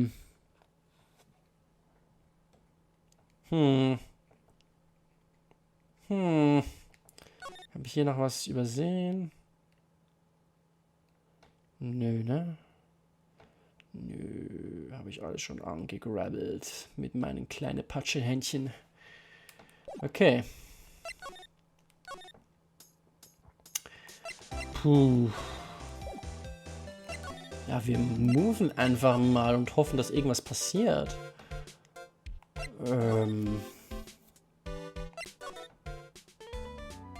Passiert nicht. Okay, dann frage ich halt gezwungenermaßen dich auch noch. Hier haben wir ja nichts mehr, oder? Nee.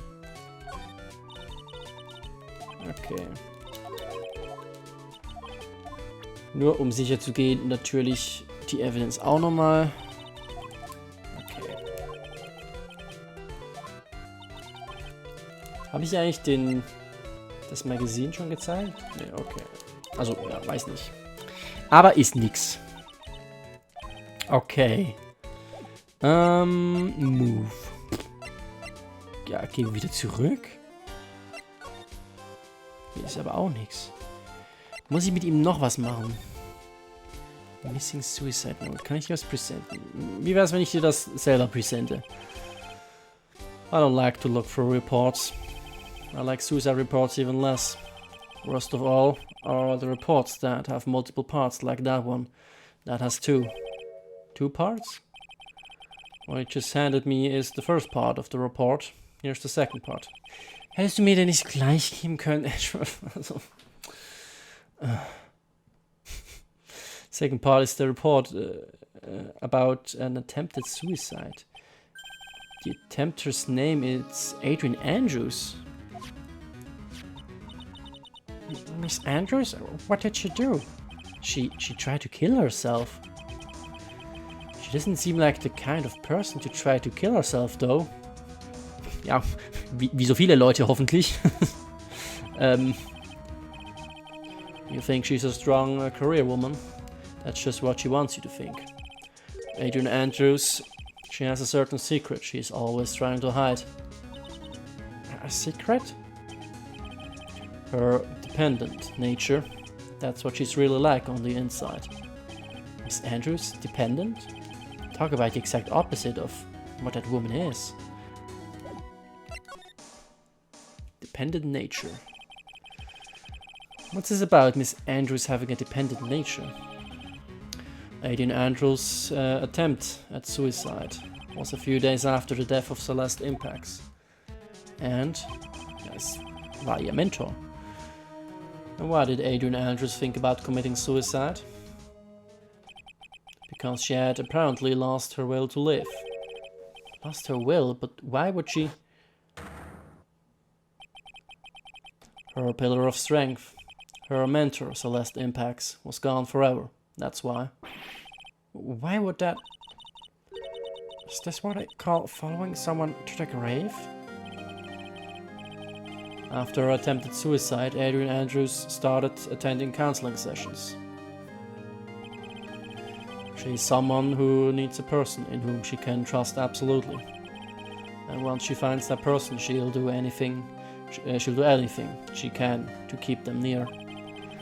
Without such an anchor in her life, her crippling anxiety stifles her ability to live. And that's the nature of her dependency on others. Und wer ist diese Person jetzt, an den sie so hängt? When Celeste Impax suddenly committed suicide, the world before her turned pitch dark. That's according to Adrian Andrews herself. And then that means her super confident attitude. It's all a facade. She's copying her mentor's behavior to hold herself together. How terrible. Attempted suicide report. Attempter Adrian Andrews. Reason shock from Celeste Impax suicide. So, jetzt haben wir aber alles, oder? Ich präsentiere dir das vorsichtshalber auch nochmal. Appearances can be deceiving. It's such a cliché saying, but it's a cliché because it's true. Miss Andrews, You think that behind that unwavering brave front, she's been hiding this weakness and fear. Okay. Detention Center? Wieder da? Nö. Okay. Okay, ja, du wahrscheinlich nicht. Dann können wir jetzt hoffentlich wieder mit ihr sprechen, bitte? Ist sie wieder da? On Guard's Room. Ja. Okay, On Guard's Hotel Room. Oh, Miss Andrews is here. But it looks like she's talking with someone. That's Franziska von Karma. Miss von Karma? What are you doing here? Well, you see, I'm his lawyer, so... You've got some nerve following me around. Following you? That's you, Miss von Karma. You're the one doing the following. Pearls. You're always following after that Mr. Detective with the little beard. Me? Following after Scruffy? Don't make me laugh. Let me show you something interesting, little girl. Beep, beep. What is that? An electromagnetic receiver. I planted a tracking device on that detective, and with this, I know that fool's every move. So that noise we heard was this receiver. I feel really sorry for poor Detective Gumshoe now. Now then, let's stop wasting time. Adrian Andrews. Yes? Think hard about what we just discussed. Understood? Alright. What were those two talking about? Miss Andrews, she seems a little dazed, doesn't she? Ein bisschen verloren in Gedanken. Können wir dir das präsenten? Können wir dir das Profil Okay. Yeah, I guess let's just try to break her. Great.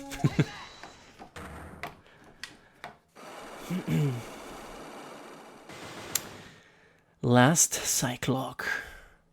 Here we go. Motive for murder. Why was young Corrida murdered? If you ask me, I think you know the reason he was killed. Huh. Why are you hiding things? Don't you realize you're putting Mr. Engarde's life in danger by your actions? Why do you ask questions for which I have no answers? The truth is, I was not that close to Mr. Corrida. You were not that close? That's right. I've never been good at being intimate with another person. You are not good at being intimate with another person. Somehow I highly doubt that. Well, because we have this gossip. You and Mr. Corrida had an intimate relationship, did you not? Gut, das ist aber halt nur Gossip eigentlich, ne? A silly third-rate tabloid article. If he even had half your wits about you, you wouldn't believe such rubbish. Ja, ist schon. Well, it seems quite a few people have already bought into this story. Huh, as to expect it in a world filled with crooks and liars. Note to self, stay on her good side. In any case, I despise interpersonal relationships like that. I see. However, what if there was a need for you to get close to someone? Me? Need to get close to Mr. Corrida? As if there was ever such a need. Didn't you get close to Mr. Corrida for this person's sake?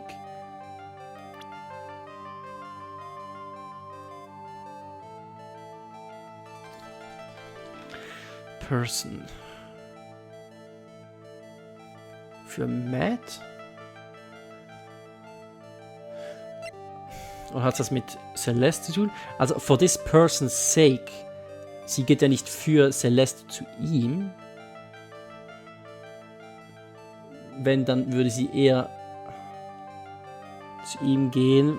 Vielleicht, weil sie ihre Suicide Note haben will. Aber dann würde man es nicht so formulieren. Didn't you get close to Mr. Corrida for this person's sake? Jetzt sag ich mal Matt, aber was hat Matt davon? Ach so, vielleicht damit es Rumors gibt für... Ja, damit es Gerüchte gibt über Yuan und das irgendwie seinen Ruf schädigt oder was auch immer, keine Ahnung. Weiß doch auch nicht. Also von der Formulierung her macht Matt am meisten Sinn hier. Und daher drücke ich das mal.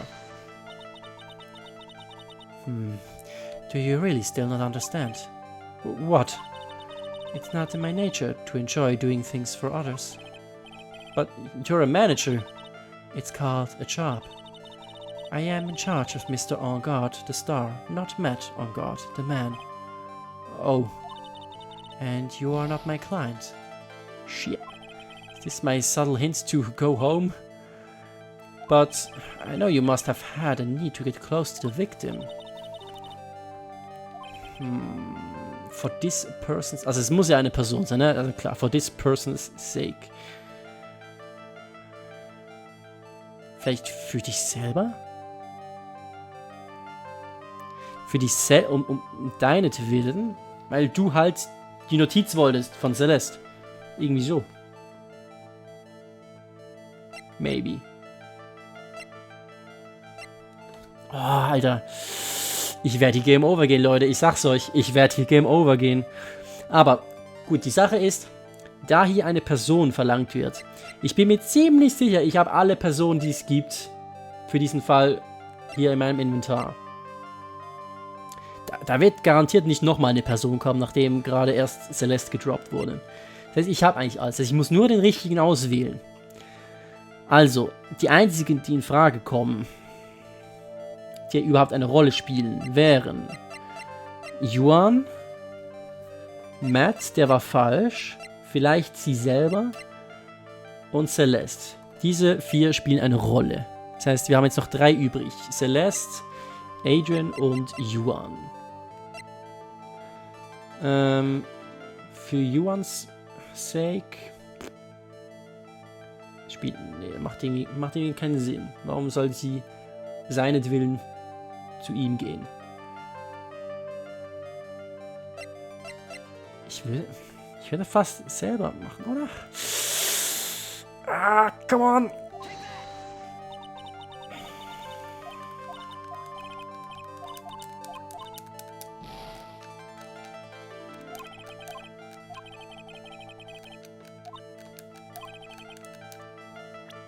Wir haben noch 2 Versuche. Yuan oder Celeste. Also, ich bin immer der Meinung, so wie das formuliert ist, for this person's sake. Celeste ist tot. Du kannst ihr nichts Gutes mehr tun. Von daher... Yuan, aber was hätte... Okay, alright. Party People, ich werde hier Game Over gehen.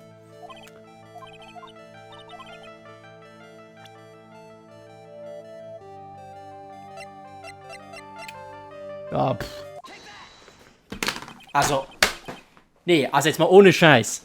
Das sehe ich doch jetzt nicht falsch. Oder so wie der Satz formuliert war. Die ist tot, die ist dead. Wie kannst du um ihretwillen irgendetwas tun, wenn sie schon tot ist?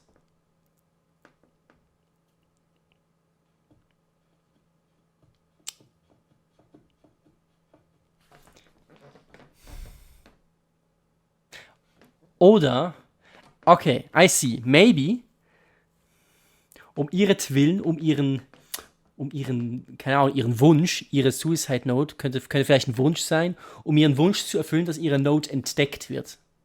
Weil vielleicht Yuan halt die Note versteckt hat, weil sie die Note, okay, damit sie nicht umsonst gesuicidet ist, damit wenigstens ihre Note entdeckt wird. Okay, vielleicht, okay, I see, Game. It's okay. Es ist trotzdem scheiße formuliert gewesen. Hätte man anders formulieren können, die Frage. Celeste Impacts, your mentor. Geil, wir haben jetzt noch ein Leben. Ich freue mich auf den Trial, Leute. Das wird geil.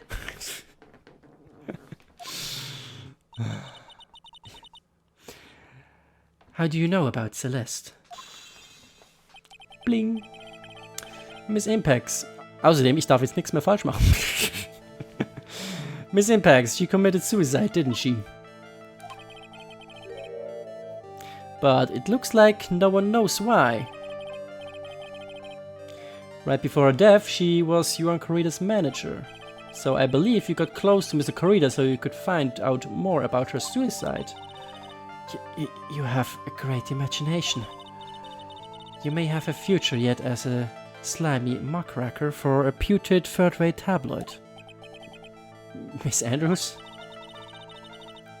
There was no mystery surrounding her death. None. It would be pointless for me to force myself into a relationship for nothing. Is that really true? Was there really no mystery at all? I don't believe you are completely at ease with the way her suicide was resolved. Was her suicide note hidden? Thus. Miss Impact's suicide note was never found, was it? It looks like the police were under the suspicion that someone had hidden it. Like maybe the person who discovered her body, Mr. Karida. Yuan? And Miss Andrews, I believe you thought the same thing. This is why you became intimate with Mr. Karida. I've sat by quietly and listened to your insulting ramblings long enough. It's true that Celeste was my mentor, however, allow me to say this again. It had nothing to do with me. I didn't even know that her suicide note was ever found. I'm a person who doesn't care about what goes on in the lives of others. That's the impression you like to give, however, I don't think that's who you really are. What? I have evidence that says otherwise. This is proof that Celeste Impacts was someone very special to you. An attempted suicide report. Miss Andrews, you nearly went through with it too, didn't you? Went through with what? Ending your life. Miss Andrews, you look and act like a very strong woman who has it all together. You don't ask for anyone's help, relying only on yourself. Yes, I have been very independent ever since I can remember. However, das ist all just a lie, a facade. Schön, wie du Edgeworths Worte aus dem Mund nimmst. You've always searched out people on whom you can depend on. That's... You were dependent on Miss Impax, weren't you? Which is why, when she passed away, you lost everything you had. Stop. When Celeste passed away so suddenly like that, I died a death of my own, but no matter how hard I tried, I couldn't stop thinking about what had become of her note. You must have heard about the police report. The one that said the police suspected Mr. Corrida of hiding Miss Impact's note. You heard about it and thought to recover it from him by getting close, am I right? If that's the case, then everything changes. What do you mean? The topic. Did we start this what topic did we start this conversation on again? It was, why was the victim killed? Exactly. Somehow, Miss Andrews, it seems that you have become the one with a reason to want Mr. Corrida dead. Me? Miss Impax was everything to you, and then she died. And you would do anything to find out why she killed herself. Even commit murder. Murder?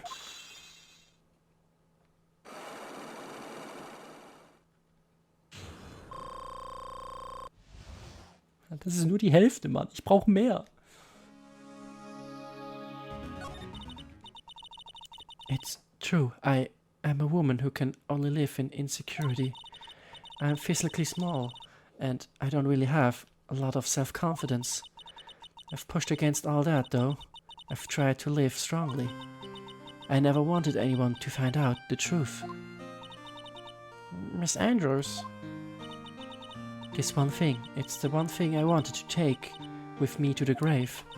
It was my secret, mine and mine alone. I'm sorry. You probably think I'm a worthless human being right now, don't you? Please, Miss Andrews, all I want to know is the truth. After Celeste passed away, I heard that someone had hidden her suicide note, and that someone was Johan Corrida. Celeste, without her I became scared. Everyone seemed like they were going out to get me. So you got close to Mr. Corrida to recover a suicide note, correct? Looks like the tabloid reported the truth after all. Ironic, isn't it? Well, like they say, where there's smoke, there's fire. If they purposely add fuel to the fire, they keep the celebrity world burning. But as for the suicide note, I didn't and wouldn't kill anyone for it. It just doesn't suit me, that's all. Well, that's enough for now. I still have work to do, so... I understand. Oh, and I have one small favor to ask. My attempted suicide. I'd like for you to keep it a secret. Miss Andrews? If people find out about my weakness, I would sooner choose to die than live. Alright, I understand. We'll keep it a secret. Miss Andrews, I guess she's the overthinking type. Probably never says anything without carefully thinking it through first. Thank you for discretion. Mr. Nick, can I ask you something? What is it? Miss Andrews has been playing with that card in her hand since a little while back. The card? Yeah, I guess she has. Miss Andrews, what is that card you're holding? Huh? Oh, this? I don't quite know. It just suddenly appeared in my handbag.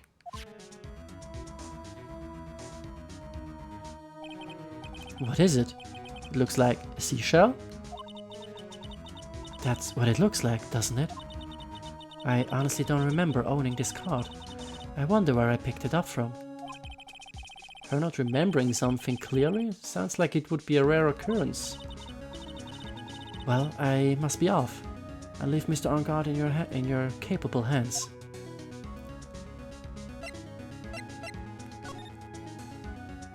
Okay, es ist nicht zu Ende. Ah, okay, wir haben noch ein bisschen Talk im Hallway. Well, I think we've gathered about all we can. What about Mystic Maya? Is she alright? Oh, Pearls, she looks so worn out by all this. She hasn't slept at all and has been walking all over the place with me today. What's wrong, Mr. Nick? Let's go back to the office for a little while. You're really tired, right? Oh, no. I'm okay, really. I'm fine, I really am. You don't look fine to be. Alright, let's go to the office then. Bye! Löwenmann. Wright & Co. Law Offices. Charlie. Hey, Buddy. Wie geht's dir? So, what now? Well, we did find one thing out for sure. Miss Andrews has a motive. You mean Miss Impact's suicide note? That's right. She was also the one to discover the victim's body. Clever. Aber wir dürfen das ja nicht erwähnen, ne? Mit ihrem Suicide. Haben wir jetzt ihr versprochen. Das wird ein bisschen knifflig dann. Piep, piep, piep. Oh, ja klar, das Update hier. Was ist denn hier los? Ah, Mr. Nick, the transceiver. Hello, Wright & Co. offices. Mr. Attorney, you're not answering a phone. Maya, where's Maya? As I promised, I have not gone within a few feet of her this whole time. Fleur. Which is why I suppose she is absolutely famished. What? So I suggest you win a quick acquittal, my friend. At any cost, wouldn't you agree? Wait, Maya, let me hear her. Very well. Ask my... Maya, is that you? Sis, ask my sis. Maya! Damn it, he cut me off. Ask my sis. Yeah, Pearly, you got some work to do. Mr. Maya said ask my sis, didn't she? Sis, what does she mean by that? Felix. Also, wo hast du in den letzten Trials hier gelebt? Du willst aber wohl wissen, wer ihre Sister ist. Come on, Phoenix. You're a hopeless one. Sorry. Ah! Ja, wenigstens Pearly checkt's. Mia. I have a message from Maya, so come ask me anything you want about her. Okay. Maya's situation. How's Maya? She's safe, for now. That kidnapper is one to keep his word, it seems. I'm glad to hear she's safe. But Mia, how did you know? As soon as she was locked up, Maya called for me.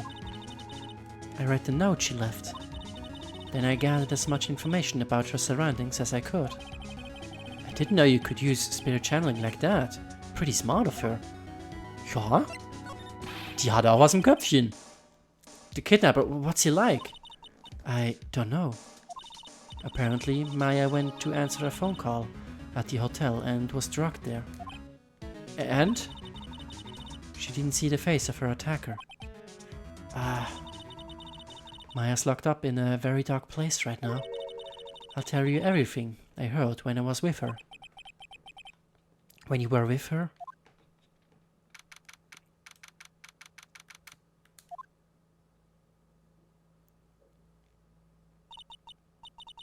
I'm starving. I could really go for some apple pie. I mean, at a time like this, sweets are the only way to go. I have to stay positive. He promised he wasn't going to kill me. I'm not going to die. Sis, I wonder if you're with Nick right now. Oh lol, wir können jetzt mit Maya ja noch rumgucken. Ja, probieren wir die Tür. Drat, it's locked. But this door's lock seems easy enough to open. On TV, the hero always uses a plastic card or a stiff piece of cardboard. Then click, they magically open the door. I wonder if there's a card like that around here I could use. Ja, looky here. Da ist es ja. Oh. Huh? Someone dropped a card here? Kinda looks like a business card, but there's no name on it.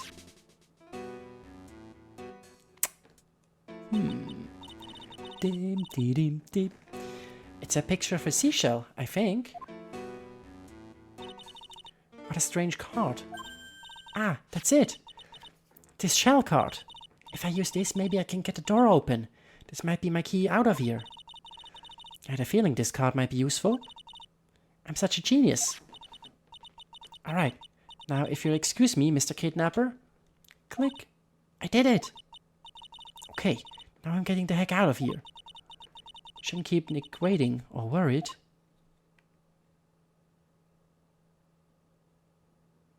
To be continued. Oh lol. Haben wir hier Double Action hier. Hier einmal fette Anwalt-Action und auf der anderen Seite fette Escape-Action. Ja, krass. Da wird es dann wohl noch mehr Story dazu geben, so wie es scheint. Mayas Big Escape. Ja, bleibt gespannt. War jetzt auch ein knackiger Part mit 2 Stunden. Von daher hoffe ich mal, dass der Trial-Part im nächsten Part etwas kürzer wird. Ja, ich hoffe, es hat euch gefallen und wir sehen uns dann beim nächsten Part wieder. Bis dahin, macht's gut, Leute. Und tschö.